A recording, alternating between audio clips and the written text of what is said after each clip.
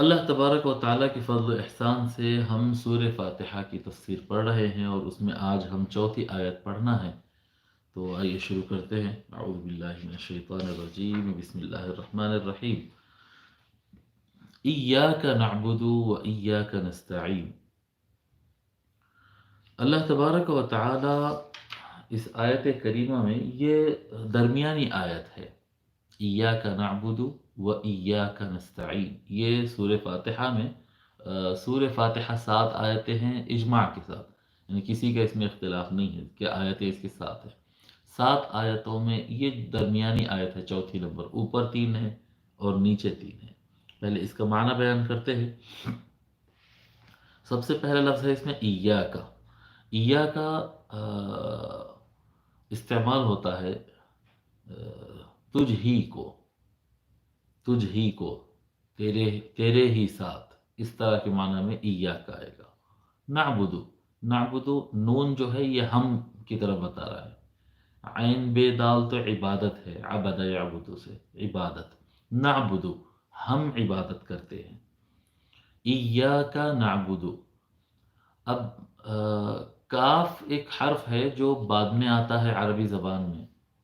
نعبدو کا، اگر ہم اس طرح سے کہتے ہیں نعبدو کا، تو ہم تیری عبادت کرتے ہیں، یہی معنی ہوتا تھا نعبدو کا، ہم تیری عبادت کرتے ہیں۔ لیکن اگر یہی کاف کو پہلے لانا ہوتا تو اس کے لیے ایاکا کہتے ہیں، ایاکا، مگر دونوں کے معنی میں فرق ہو جاتا۔ وہ دونوں کے معنی میں کیا فرق ہوتا؟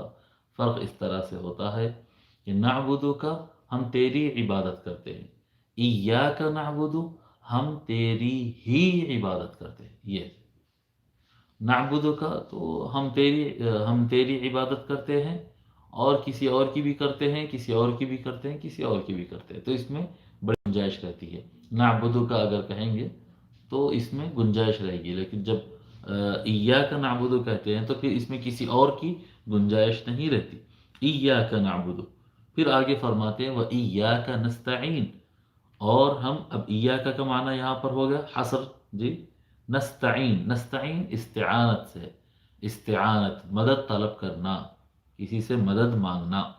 ایاک نستعین ہم تجھ سے ہی مدد مانگتے ہیں، جی، ایاک نعبدو ہم تیری ہی عبادت کرتے ہیں، و ایاک نستعین اور ہم تجھ ہی سے مدد مانگتے ہیں۔ ٹھیک ہے، اب یہ جو آیت کریمہ ہے کیا کہتے ہیں، یہ سورہ فاتحہ کی درمیانی آیت ہے، اور ایک حدیث شریف ہے، غالباً میں سنایا ہوں پہلے دن، جہاں تک مجھے یاد آ رہا ہے، بسم اللہ الرحمن الرحیم کی تشریح میں، کہ اللہ تبارک و تعالیٰ فرماتا ہے نبی اکرم صلی اللہ علیہ وآلہ وسلم سے کہ میں اپنے سورہ فاتحہ کو میں اپنے اور اپنے بندے کے درمیان آدھا آدھا تقسیم کر لیا ہے۔ جی، یہ تفسیر در المنثور فی التفسیر بالمأثور میں امام جلال الدین سیوطی رحمۃ اللہ علیہ وہ آیت کو، وہ حدیث شریف کو نقل کیے ہیں، بہت ساری کتب حدیث میں بھی ہے کہ میں سورہ فاتحہ کو اپنے اور اپنے بندے کے درمیان تقسیم کر لیا ہے۔ وہ کس طرح سے تقسیم ہے؟ الحمدللہ رب العالمین، یہ اس میں اللہ تبارک و تعالیٰ کی تعریف ہو رہی ہے۔ الرحمن الرحیم، اس میں اللہ تعالیٰ کی تعریف ہو رہی ہے۔ مالک یوم الدین، اس میں اللہ تبارک و تعالیٰ کی تعریف ہو رہی ہے۔ پھر درمیانی آیت آ رہی ہے جو آج ہم جس کو پڑھ رہے ہیں، ایاک نعبد و ایاک نستعین، ٹھیک ہے، یہ درمیانی۔ تو اوپر کی 3 آیتوں میں اللہ تبارک و تعالیٰ کی شان اور عظمت بتائی گئی ہے، ٹھیک ہے، اور اس کے بعد جو ہے ایاک نعبد و ایاک نستعین کے بعد جو آیت آ رہی ہے، اہدنا الصراط المستقیم، ہم کو صراط مستقیم پر چلا، سیدھے راستہ چلا، سیدھے راستے کی ہدایت عطا فرما۔ اہدنا الصراط المستقیم صراط الذین انعمت علیہم غیر المغضوب علیہم ولا الضالین، ان لوگوں کا راستہ چلا جن پر تیرا انعام ہوا، جی، غیر المغضوب علیہم ولا الضالین، ان لوگ کے راستے پر نہیں مت چلا، ان لوگوں کے راستے پر مت ڈال جن پر تیرا غضب نازل ہوا، جن سے تو ناراض ہوا، جو لوگ گمراہ ہو گئے ان کے راستے پر مت ڈال۔ تو یہ 3 بعد کے 3 جو ہے یہ دعا ہے، بعد کے 3 یہ دعا ہے۔ تو یہ دعا کر رہے ہیں تو یہ بندے کے لیے ہو گئے۔ تو اللہ تبارک و تعالیٰ فرماتا ہے کہ میں اپنے اور اپنے بندے کے درمیان سورہ فاتحہ کو آدھا آدھا تقسیم کر لیا. دیکھو اوپر 3 آیت اللہ تعالیٰ کی شان بیان ہو رہے ہیں، اور نیچے کی 3 آیتیں یہ بندے کے لیے دعا ہو رہی ہے، آدمی خود کے لیے دعا کر رہا ہے. درمیانی آیت ہے ایاک نعبد و ایاک نستعین، ہم تیری ہی عبادت کرتے ہیں، عبادت اللہ کے لیے ہوئی. وَإِيَّاكَ نَسْتَعِينُ، اور ہم تجھ سے ہی مدد مانگتے ہیں. تو یہ مدد مانگنا کس کے لیے ہوا؟ یہ بندے کے لیے ہوگا. تو اوپر کی 3 آیتیں، پہلی 3 آیتیں اللہ کے لیے ہے، اور بعد کی 3 آیتیں بندے کے لیے ہے، اور درمیانی آیت آدھی آدھی ہے. درمیانی آیت آدھی آدھی ہے کہ آدھی اللہ کے لیے ہے، اللہ کی شان بیان کرنے اور اللہ کے تعالیٰ کی عظمت بیان کرنے کے لیے، اور آدھی دعا ہے. ٹھیک ہے. اب عبادت کا کیا معنی ہے؟ اب عبادت کس کو کہتے ہیں؟ عبادت کے بارے میں امام نصفی رحمۃ اللہ علیہ لکھتے ہیں والمعنى نخصك بالعبادة وهو أقصى غاية الخضوع والتذلل. فرماتے ہیں معنی ہوتا ہے کہ ہم تجھ کو ہی عبادت کے ساتھ خاص کرتے ہیں، اور عبادت کہتے ہیں اقصى غایت الخضوع والتذلل، جھکنے کی انتہا، جھکنے اور کسی کی تعظیم بیان کرنے اور دوسرے کے سامنے اپنے آپ کو کمتر اور اس کو اونچا بتانے کی سب سے آخری اور انتہائی چیز کیا ہے؟ فرمایا وہ ہے عبادت. اس کے اوپر اس کے آگے کوئی چیز نہیں ہے. کوئی انسان جو ہے آپ کے لیے کچھ کر دیتا ہے، آپ کے سامنے جو ہے آپ کا خیال رکھتا ہے، کوئی جو ہے ادب اور احترام میں اپنی آواز کو نیچی کر کے بات کرتا ہے، کوئی جھک کر ملاقات کرتا ہے، کوئی ناراضگی پر جواب نہیں دیتا ہے، بولے نہیں وہ ناراض ہوئے لیکن وہ بڑے ہیں، میں ان کا ادب کر رہا ہوں. تو یہ جو ہے طریقے ہوتے ہیں ادب کے، تعظیم کے، تکریم کے. جب ادب، تعظیم اور تکریم کے مرحلے آگے بڑھ جاتے ہیں اور بندہ اپنے آپ کو پوری طریقے سے جھکا دیتا ہے اور سامنے والے کو سب سے زیادہ عظمت والا مان لیتا ہے، اور سامنے والے کی عظمت کی کوئی انتہا نہ ہو، اور جو بندہ ہے وہ بندے کے تذلل، جھکنے اور نیچے جانے کی کوئی انتہا نہ ہو، تو یہ جو آخری درجہ ہوتا ہے یہ آخری درجے کو عبادت کہتے ہیں. اپنے آپ کو کم سے کم ترین مان لینا یہ عبادت ہوتی ہے. اب یہاں پر ایک بات اور بتا رہے ہیں، عبادت کا پہلے ذکر آنے کی ایک اور حکمت بھی ہے. ایاک نعبد پہلے بیان کیا، و ایاک نستعین بعد میں بیان کیا. جی ایک وجہ اور بھی ہے، ایک تو بتا دی ہم کہ سورہ آدھا آدھا تقسیم ہے. دوسری وجہ کیا ہے؟ دوسری وجہ بیان کرتے ہیں کہ عبادات جو ہوتے ہیں یہ اصل میں توسل ہوتا ہے. توسل ہوتا ہے جو عبادتوں کی بات دعا کرتے ہیں اس کے لیے یہ وسیلہ ہوتا ہے. جب آدمی کوئی اچھا کام کرتا ہے، دیکھیے آپ روزہ رکھتے ہیں، روزے کے اختتام پہ پھر دعا کرتے ہیں، روزے کے اختتام پہ دعا کرتے ہیں. نماز پڑھتے ہیں، نماز کے اختتام پر دعا کرتے ہیں. الدعاء مخ العبادہ، دعا عبادت کا مغز ہے، دعا عبادت کا اصل ہے. جی کسی بھی پھل اگر لیتے ہیں تو اس کے اندر کا جو مغز ہوتا ہے وہ سب سے اصل ہوتا ہے، وہ سب سے زیادہ اہم ہوتا ہے. اس کے لیے تو کرتے ہیں یہ سارا کچھ. اللہ تبارک و تعالیٰ کی عبادت کرتے ہیں تاکہ اللہ تعالیٰ راضی ہو، اور اللہ تبارک و تعالیٰ بندے کو جو چاہیے وہ عطا کر دے. بندے کو کیا چاہیے؟ بندے کو چاہیے ایک اچھی زندگی، بندے کو چاہیے آخرت میں جہنم سے بچنا، بندے کو چاہیے کہ اللہ اس سے راضی رہے، اس کا مالک اس سے راضی رہے. تو بندے کو جو چاہیے وہ عطا کرنے کے لیے پھر وہ کیا کرتا ہے؟ وہ عبادتیں کرتا ہے. آپ دیکھیے ہم نماز پڑھتے ہیں، تکبیر تحریمہ سے لے کر پوری نماز پڑھ لیتے ہیں، تشہد پڑھتے ہیں، تشہد کے بعد سلام پھیرنے سے پہلے دعا ہے. جی اللہم ربی انی ظلمت نفسی ظلما کثیرا ولا یغفر الذنوب الا انت. اے پروردگار، آخری میں دعا کرتے ہیں، دعائے معطورہ کہتے ہیں.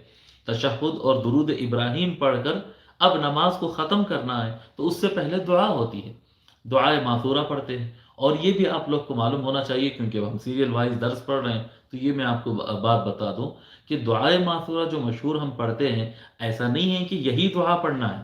جیسے تشہد ہے، تحیات للہ والصلوات والطیبات، تشہد ہی پڑھنا ہے. صیغے اس کے الگ الگ رہیں گے لیکن پڑھنا تشہد ہی ہے. نماز میں دوسری چیز نہیں پڑھ سکتے ہم. جی دوسری چیز ہم نہیں پڑھ سکتے ہیں. لیکن دعائے معطورہ کا ویسا نہیں ہے. دعائے معطورہ کا مطلب ہوتا ہے کہ معطور حضور صلی اللہ علیہ وآلہ وسلم سے ملنے والی دعا، جو قرآن میں سے ہم کو جو دعا ملی ہو، قرآنی آیتوں کے درمیان سے جو دعا ملی ہو، یا نبی اکرم صلی اللہ علیہ وآلہ وسلم جن الفاظ میں دعا کیے ان دعاؤں میں سے کوئی دعا ملی ہو، اس کو دعائے ماثور کہیں گے. جی اثر کے ذریعے، حدیث کے ذریعے جو ہم کو دعائیں ملی، ان دعاؤں میں سے کوئی بھی دعا کر سکتے ہیں. نماز کے اندر بتا رہا ہوں میں. اور یہ نہیں کہ آپ تشہد پڑھ لیے ہیں اور درود ابراہیم پڑھ لیے ہیں، اب ایک لائن دعا کی پڑھنا ہے اور آپ کو سلام پھیر دینا، ایسا نہیں. اب آپ اس کے بعد کافی دعا کر سکتے ہیں، آپ لمبی دعا کر سکتے ہیں سلام پھیرنے سے پہلے. نماز کے اختتام پر ایک دعا کرے، دو دعا کرے، چار دعا کرے، اور لمبی دعائیں آپ کر سکتے ہیں، اور بڑی قبولیت کا ٹائم ہے وہ. اور اگر اس وقت نہیں کرنا ہے، جی جماعت میں ہیں اور آپ نماز کیا کہتے ہیں جماعت سے نماز پڑھ رہے ہیں، اگر آپ لمبی کریں گے تو پھر پیچھے مصلیوں کو پریشانی ہوگی، یا آپ مقتدی ہے اور آپ دعا کرنا چاہ رہے ہیں اور امام سلام پھیر دیتا ہے، تو آپ ایک لائن والی، دو لائن والی کچھ دعا پڑھ لیجئے. اور جیسے سلام پھیریں گے تو سلام پھیرنے کے بعد پھر آپ دعا کریے. جی ودوب ای الدعاء مستجاب.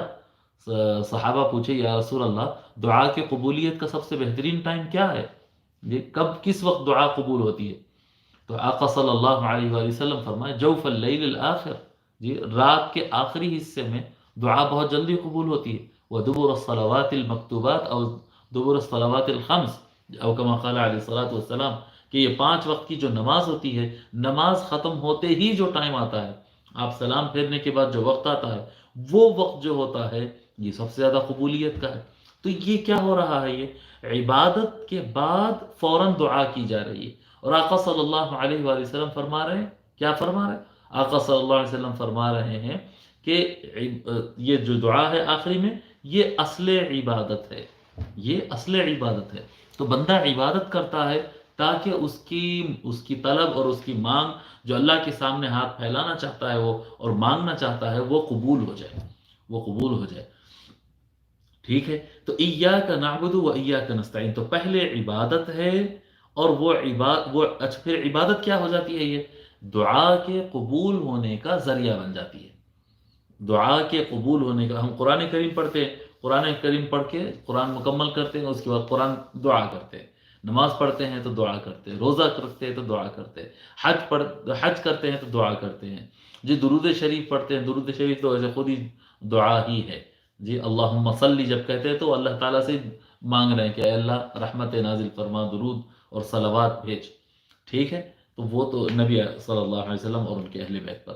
تو یہ ایاک نعبد، یہ ہم تیری ہی عبادت کرتے ہیں، و ایاک نستعین، تو یہ پہلے عمل کے ذریعے وسیلہ بناتے ہیں، عمل کو وسیلہ بناتے ہیں اللہ کے پاس قبول ہونے کے لیے. اس کے بعد ہم جو ہے دعا کرتے ہیں. تو اس کے اندر یہ ادب بتایا گیا ہے. ٹھیک ہے؟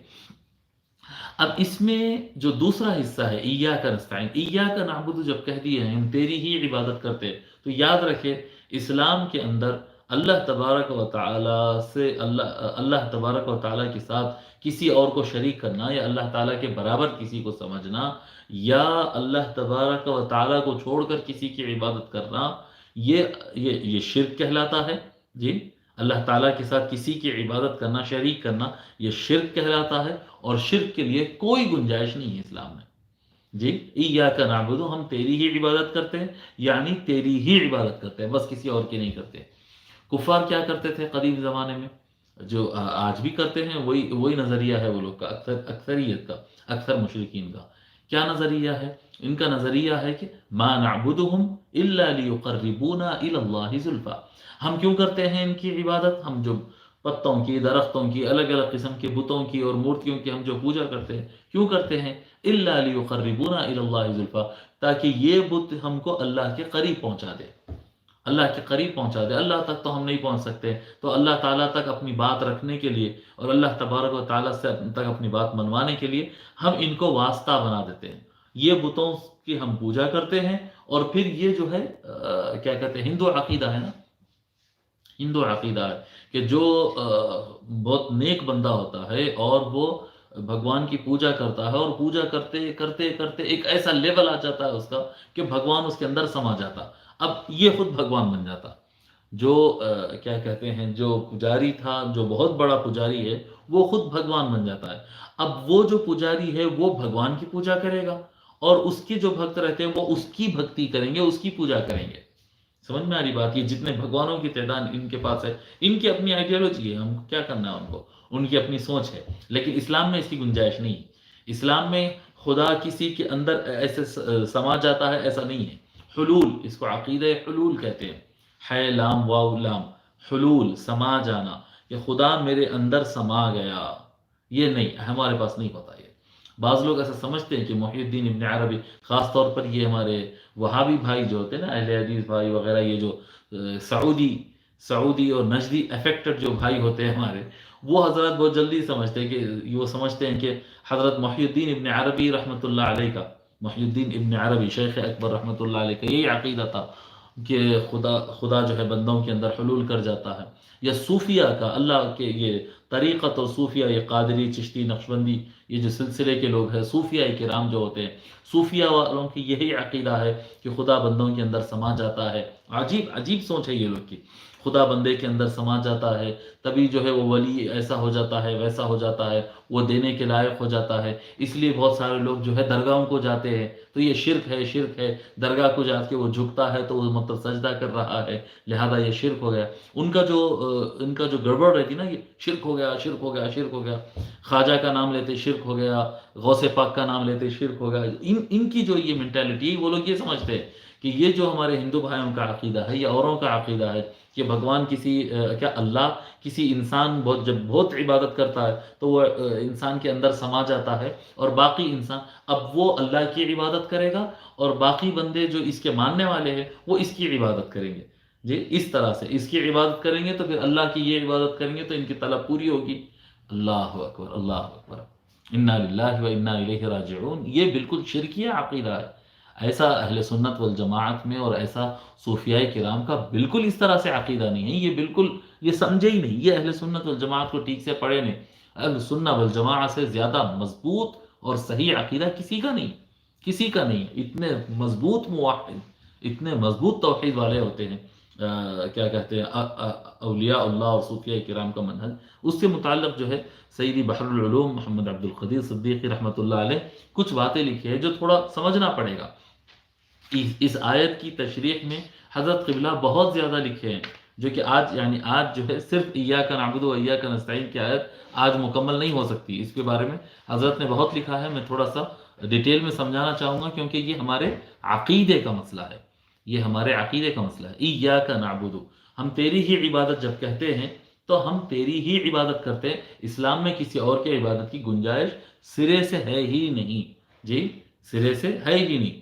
دوسرا جو حصہ ہے وَإِيَّاكَ نَسْتَعِينُ، ہم تجھ سے ہی مدد مانگتے ہیں، تو پھر غوث سے مدد مانگتے ہیں۔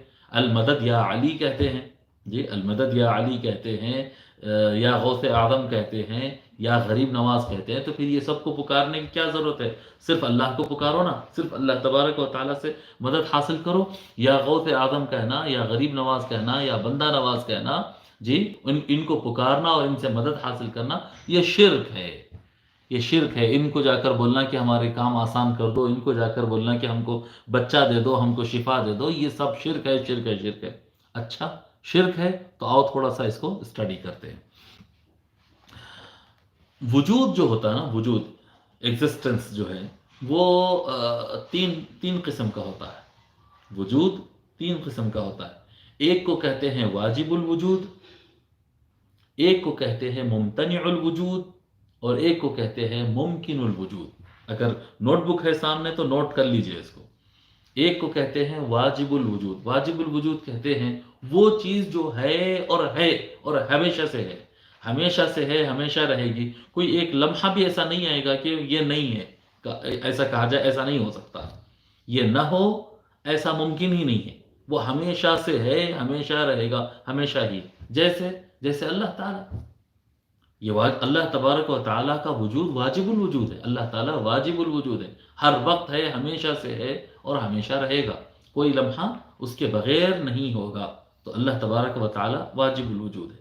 اور ایک مثال بھی اس کے حضرت قبلہ رحمۃ اللہ علیہ یہاں پر لکھے ہیں، حضرت بحر العلوم لکھتے ہیں، اور ایک مثال جیسا الکل اعظم من الجزء، جو فل ہے وہ پارٹ سے بڑا ہے، پھر سے جو کمپلیٹ ہے وہ پارٹ سے بڑا رہتا ہے، یعنی آپ مان لو کہ فل 100 ہے، 100 کا پارٹ، 100 کا حصہ اب 100 کا حصہ 50 بھی ہو سکتا، 100 کا حصہ 2 بھی ہو سکتا، 100 کے اندر 100 کو آپ حصے بنا رہے، سمجھو آپ 100 نمبر کو آپ حصوں میں بانٹ رہے ہیں، تو کتنے میں بانٹیں گے آپ کتنے بھی بانٹ لیجئے، آپ جو بھی اس کا حصہ نکلے گا وہ 1 نکلے گا، 10 نکلے گا، 20 نکلے گا، 15 نکلے گا، 50 نکلے گا، بڑا حصہ اگر ہے تو بڑا حصہ جو ہے 60 ہوگا، 70 ہوگا، جی 70، 80، 90، 99 بھی بن سکتا ہے حصہ، 2 حصوں میں بانٹے بھائی، 100 کو 2 حصوں میں بانٹے،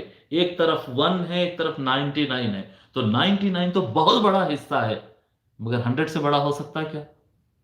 100 سے بڑا نہیں ہو سکتا، تو یہ ایک قاعدہ ہے، ایک واجب الوجود کا ایک قاعدہ ہے کہ جو فل ہوتا ہے وہ پارٹ سے بڑا ہوتا ہے، تو ایسے اس طرح سے جو بات ہوتی واجب الوجود، تو ایک چیز ہے واجب الوجود جو ہمیشہ ہی ہے، اور وہ اس کے علاوہ کوئی دوسرا راستہ نہیں، ہم کو جو یاد رکھنا ہے وہ کیا ہے؟ اللہ تبارک و تعالیٰ کی ذات، یہ یاد رکھنا ہے، اللہ تبارک و تعالیٰ کی ذات واجب الوجود ہے۔ دوسری چیز ہے ممتنع الوجود، ممتنع الوجود دوسرا ہو ہی نہیں سکتا، جی دوسرا ممتنع الوجود کا مطلب واجب الوجود جو ہے ہمیشہ سے ہے، ہمیشہ رہے گا اور ہے ہی، بس وہ ہے خلاص، وہ واجب الوجود۔ دوسرا کیا ہے؟ ممتنع الوجود جو ہو ہی نہیں سکتا، اچھا ہو ہی نہیں سکتا، وہ کیا ہے؟ اس کی کوئی مثال، جیسے اللہ کے علاوہ کوئی اور خدا، اللہ تعالیٰ کے ساتھ کوئی شریک ہو ہی نہیں سکتا، ہو ہی نہیں سکتا، ممتنع الوجود کی مثال،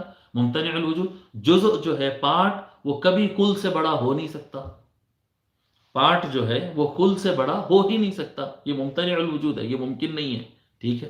تیسرا ہے ممکن الوجود، ممکن الوجود، اب یہ ممکن الوجود کیا ہے؟ ممکن الوجود کہتے ہیں کہ جو ہو بھی سکتا ہے اور نہیں بھی ہو سکتا ہے، جی ممکن الوجود جس کا موجود ہونا ضروری نہیں ہے، وہ رہے ضروری نہیں ہے، اور وہ نہ رہے یہ بھی ضروری نہیں ہے، جیسے کہ ایک انسان، میں جی حبیب احمد ہے، ٹھیک ہے، حبیب احمد آج سے 60 سال 70 100 سال پہلے کہاں تھا؟ تو حبیب احمد آج سے 100 سال پہلے نہیں تھا، تو مطلب یہ نہیں تھا بھی ہو سکتا، آج ہے تو مطلب یہ ہو بھی سکتا ہے، پھر 100 سال کے بعد کہاں ہوگا؟ تو نہیں ہوگا، تو پھر نہیں بھی ہو سکتا ہے، یعنی یہ ہو بھی سکتا ہے، یہ نہیں بھی ہو سکتا ہے، اس کو کہتے ہیں ممکن الوجود۔ تو 3 ہو گئے اس کے اندر، واجب الوجود جو ہے ہمیشہ سے ہے، ہمیشہ رہے گا اور وہ مستقل ہے بذاتی ہی، اور ایک ممتنع الوجود جو ہو ہی نہیں سکتا، جی کون ہے؟ واجب الوجود جیسے اللہ تعالیٰ، اور ممتنع الوجود جیسا اللہ کے ساتھ کوئی اور خدا، یہ ہو ہی نہیں سکتا، ہے ہی نہیں۔ اور تیسری چیز کیا بتایا؟ ممکن الوجود، ممکن الوجود کیا ہے صاحب؟ ساری مخلوق، ساری کائنات ممکن الوجود ہے، جس اللہ تبارک و تعالیٰ جتنے چیزوں کو بنایا ہے وہ سارے ممکن الوجود ہے، اللہ وہ ہے اس لیے کیونکہ اللہ تبارک و تعالیٰ نے بنایا ہے، ممکن الوجود۔ اللہ تبارک و تعالیٰ ان کو بنانے سے پہلے یہ لوگ نہیں تھے، اور جس دن سور میں پھونک دیا جائے گا، یا جس دن اللہ تعالیٰ ان کا وقت مقرر کر دیا، یہ مر جائیں گے، ختم ہو جائیں گے، فنا ہو جائیں گے، فنش ہو جائیں گے، تو یہ سب ساری کائنات جو ہے یہ ممکن الوجود ہے، ٹھیک ہے، ممکن الوجود اللہ۔ ممکن الوجود کا وجود پھر کیسا ہے؟ ممکن الوجود کا وجود جو ہے وہ واجب الوجود کی وجہ سے ہے، یعنی اللہ تبارک و تعالی جو الموجود ہے، جو واجب الوجود ہے اللہ تبارک و تعالی، اس کی وجہ سے، اس کے بنانے سے، اس کے قائم کرنے سے ممکن الوجود وجود میں آیا۔ اگر یہ کیا کہتے ہیں، اگر اللہ تبارک و تعالیٰ جو حقیقت میں وہی موجود ہے، اگر وہ اس کو قائم نہیں کرتا تو یہ موجود ہو ہی نہیں سکتا۔ اور اس کا ممکن الوجود کا وجود کیسا ہے معلوم؟ ایک سمجھانے کے لیے بزرگان دین سمجھانے کے لیے ایک مثال دیتے ہیں، اس کی وجود اس طرح سے ہے جیسا سایہ، جیسا سایہ ہے، شیڈو ہے نا، سایہ، شیڈو، یہ شیڈو کیسا ہے؟ تو آپ اگر دیکھیں گے، کوئی بھی بچے سے آپ پوچھیے سایہ ہے، بولتے ہاں یہ سایہ ہے، اچھا سایہ ہے، آپ لوگ بولیے غور سے ذرا، سایہ ہے، غور کر کے سوچ کے بولیے سایہ ہے کیا؟ سایہ اصل میں کوئی چیز ہی نہیں ہے۔ اچھا سایہ کیا ہے؟ روشنی تھی، روشنی رک گئی، یعنی شیڈو میننگ از نتھنگ، کچھ ہے نہیں وہاں پر، थी क्या? वहां पर रोशनी आ रही थी। ये रोशनी आ रही, देखिए ये रोशनी आ रही है, ये रोशनी है। अब ये रोशनी नहीं है, इज नथिंग। वहां पर कुछ नहीं है। जब कुछ नहीं है तो आप बोल रहे हैं उसको क्या शैडो है, जबकि वो कुछ नहीं है जी।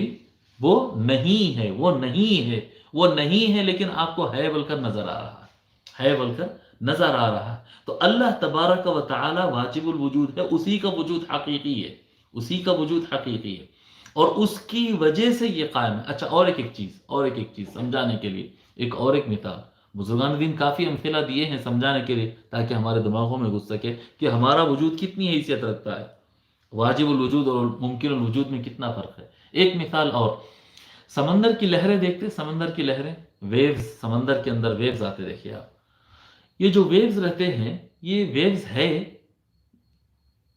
जी, वेव्स है। गौर करिए आप कभी, हाँ आप बोलेंगे हाँ समंदर में तो लहरें रहते ना, समंदर में तो वेव्स है। अरे वेव्स है, पानी है, पानी है, पानी ऊपर है नीचे है, पानी ऊपर है पानी नीचे है, पानी ऊपर है पानी नीचे है। वेव्स क्या है? तो वो पानी ऊपर नीचे अगर है तो वो वेव्स है। तो यानी वेव्स खुद से कोई चीज ही नहीं है। पानी के अंदर जो वेव्स आते हैं, पानी की जो लहरें होती है, वो लहरें कोई चीज ही नहीं है। जो कुछ है वो पानी है, जो कुछ है वो पानी है, और पानी के अलावा कुछ नहीं है। समझ में आ रही बात? तो पानी के अलावा कुछ नहीं है। वो वेव्स असल में मौजूद नहीं है, जो मौजूद है वो पानी है, लेकिन आपको वेव्स नजर आ रहे हैं। वो पानी की हरकत की वजह से आपको वेव्स नजर आ रहे हैं, जबकि वेव्स का कोई वजूद नहीं है। जैसे शैडो नजर आ रहा था, लेकिन उसका कोई वजूद नहीं होता।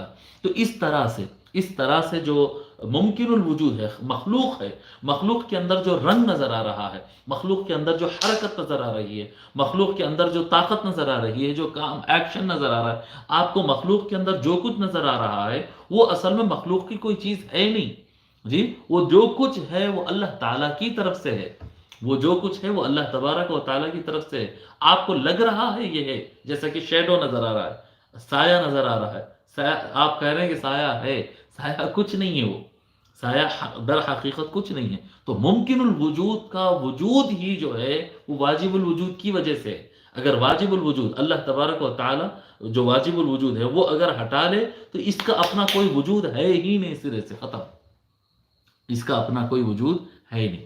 ठीक है। अब बंदों के जितने अफ़आल है, बंदे जितने भी काम करते हैं कि भाई माँ खाना खिलाती है, माँ खाना खिलाती है, माँ खाना खिलाती है या अल्लाह खाना खिलाता है? अल्लाह खाना खिलाता है। तो फिर माँ क्या करती है? माँ जो खाना खिलाती है वो अल्लाह का खिलाना है। आपको नजर में आ रही है? माँ का खाना खिलाना दर हकीकत अल्लाह का ही खाना खिलाना होता है। माँ पैदा करती है, माँ पैदा करती है, अल्लाह पैदा करता है, माँ वास्ता है जी, माँ वास्ता है। हकीकत में पैदा करने वाली माँ नहीं है, हकीकत में पैदा करने वाला अल्लाह है। अच्छा ठीक है, नहीं हाँ, नहीं माँ हकीकत में पैदा करने वाली नहीं है, कैसा कह सकते हैं? अच्छा नहीं, ऐसा नहीं कह सकते। तो फिर आदम अलैहिस्सलाम को किसने पैदा किया? तो अल्लाह तबारक व तआला इंसान को बगैर माँ बाप के भी पैदा कर देता है। ठीक है, अल्लाह तबारक व तआला, मगर बाकी इंसानों को के लिए अल्लाह तबारक व तआला एक सिस्टम बनाया कि आपको जो है माँ के जरिए ही पैदा होना होगा। तो तख्लीक है, खाना है जी, ये क्या कहते हैं, थोड़ा तो उठा के रखना पड़ता भाई खाना। अगर खाना नहीं उठा के नहीं रखेंगे तो मर जाते, खाना कहाँ मिलता फिर जी, खाना कहाँ मिलेगा? खाना तो मिलना ज़रूरी है। अच्छा ठीक है, खाना मिलना ज़रूरी है, बहुत अच्छी बात है। उसको अगर अगर उठा के नहीं रखे तो बड़ा मसला हो जाता। तो फिर जानवरों को तो सबको खाना मिल रहा, और जानवरों की तादाद, कीड़े मकोड़ों की तादाद ये इंसानों से करोड़ों ज़्यादा है जी, कई गुना ज़्यादा, हमसे ज़्यादा तादाद में है। वो लोग जिंदा है, वो लोग सब के सब खा रहे हैं। समझ में आ रही बात ये? तो अल्लाह तबारक व तआला जो है, हकीकत में खिलाने वाला अल्लाह ताला, हकीकत में पिलाने वाला अल्लाह ताला, जिंदगी देने वाला अल्लाह, पैदा करने वाला अल्लाह, अल्लाह तबारक व तआला की ही दात सब कुछ है। अल्लाह तबारक व तआला ही कर रहा है। अब बंदे जो करते हैं ये सिर्फ अल्लाह ताला के करने के मजहर है, मजहर है। अब शिर्क क्या है?